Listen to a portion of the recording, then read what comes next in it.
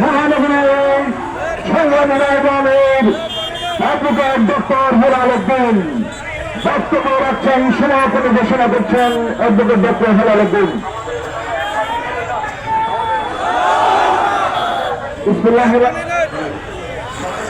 সংগ্রামী ঢাকাবাসী,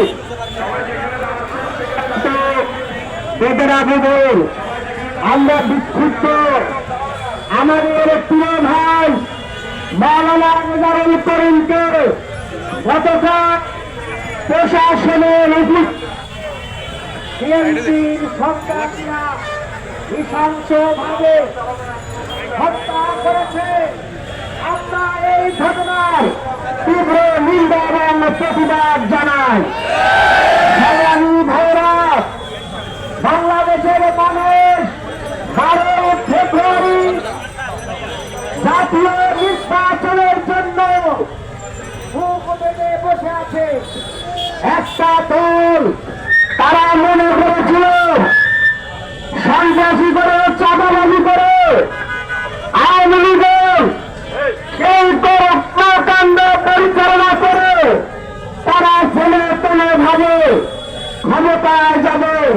সেই জন্য তারা শুধু নির্বাচন বলছিল, তারা সংস্কার এবং বিচারের কথা বলছিল না। কিন্তু জনগণ তাদের সেই কথায় সাড়া দেয়নি। এখন যখন সংস্কার এগিয়ে যাচ্ছে এবং সন্ত্রাসীদের বিচার হচ্ছে, সেই মুহূর্তে এই বিশেষ দল দেখতে পাচ্ছে জনগণ সংস্কারের পক্ষে, নতুন বাংলাদেশের পক্ষে। পুরাতন বাংলাদেশ ওই চাঁদাবাজদের বিপক্ষে। এইটা দেখে তাদের মাথা খারাপ হয়ে গিয়েছে। তারা আজকে সন্ত্রাসের পথ বেছে নিয়েছে। তারা আমাদের ঢাকা 15 আসন, আমাদের আমির জামাতের আসনে মহিলা কর্মীদের উপরে হামলা করেছে। তারা আমাদের 54 মহিলা কর্মীদের উপরে হামলা করেছে। তারা আমাদের যশোর 2 আসনে মহিলা কর্মীদের উপরে হামলা করেছে। এইভাবে নারীদের উপরে হামলা করে নারীদেরকে থামানো যাবে না।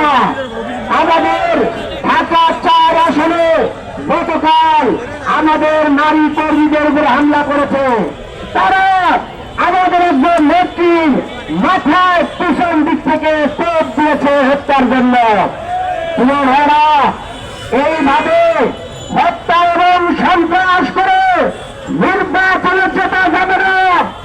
বাংলাদেশ জামাত ইসলামী 11 দলীয় জোট হত্যা এবং সন্ত্রাসকে ভয় করে একমাত্র আল্লাহকে ছাড়া কোনো শক্তি আমরা করি না। আমরা নির্বাচন কমিশনকে বলবো, একের পর এক আচরণবিধি লঙ্ঘন হচ্ছে, হত্যা করা হচ্ছে। আপনারা নিশ্চিত বসে আছেন, যদি মেয়েদের প্রেম ভিল ঠিক না করেন, খুনিদের গ্রেপ্তার না করেন, তাহলে সারা বাংলাদেশ থেকে কৃষিকে ঘেরাও করা হবে ইনশাআল্লাহ।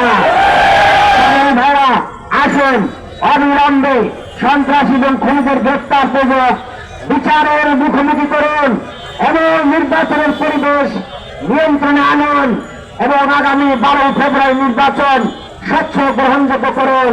সেই উদাত্ত আহ্বান জানিয়ে জনগণ এবং ভাই বোনদেরকে আমরা ধন্যবাদ, মোবারকবাদ জানিয়ে, নেতৃবৃন্দকে মোবারকবাদ জানিয়ে